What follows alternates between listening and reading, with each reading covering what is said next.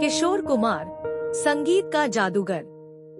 किशोर कुमार, जिनका असली नाम आभास कुमार गांगुली था, भारतीय सिनेमा के सबसे चर्चित और बहुमुखी कलाकारों में से एक थे।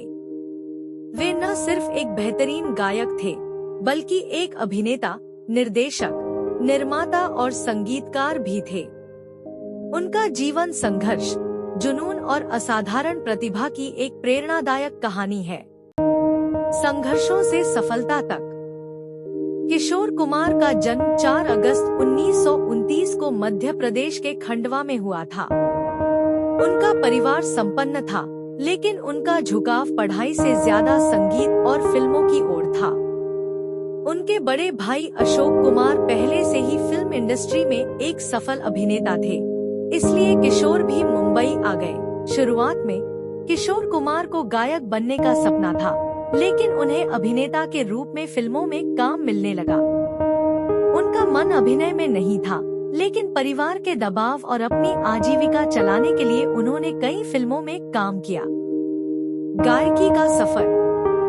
किशोर कुमार की आवाज में एक अनोखी ताजगी और मस्ती थी, लेकिन शुरुआती दौर में उन्हें ज्यादा मौके नहीं मिले क्योंकि उस समय मोहम्मद रफी और मन्ना डे जैसे दिग्गज गायक छाए हुए थे।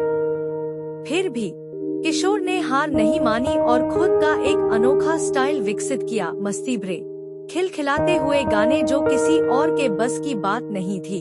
1950 के दशक में एस.डी. बर्मन ने किशोर कुमार की प्रतिभा को पहचाना और उन्हें देव आनंद के लिए गाने का मौका दिया।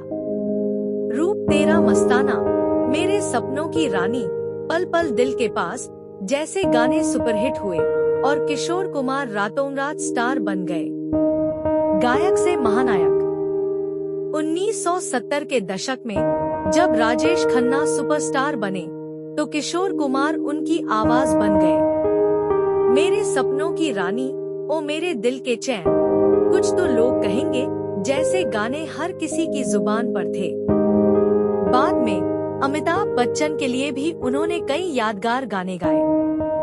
निजी जीवन और संघर्ष। किशोर कुमार का निजी जीवन भी किसी फिल्मी कहानी से कम नहीं था। उन्होंने 4 शादियां की। रूमा गुहा ठाकुरता, मधुबाला, योगिता बाली और लीना चंदावरकर। मधुबाला से उनका रिश्ता बहुत मशहूर हुआ, लेकिन उनकी शादी ज्यादा दिनों तक नहीं चली, क्योंकि मधुबाला गंभीर रूप से बीमार थी। किशोर कुमार अपने अलग अंदाज और अजीबोगरीब आदतों के लिए भी जाने जाते थे। वे मीडिया और बाहरी दुनिया से दूर रहते थे और कई बार उन्होंने निर्माता निर्देशकों से मजाक में अजीब शर्तें रखी थी। आखिरी दिनों का सफर। 1980 के दशक में किशोर कुमार कम गाने लगे और उन्होंने खंडवा वापस जाने का फैसला किया, लेकिन 13 अक्टूबर 1987 को दिल का दौरा पड़ने से उनका निधन हो गया।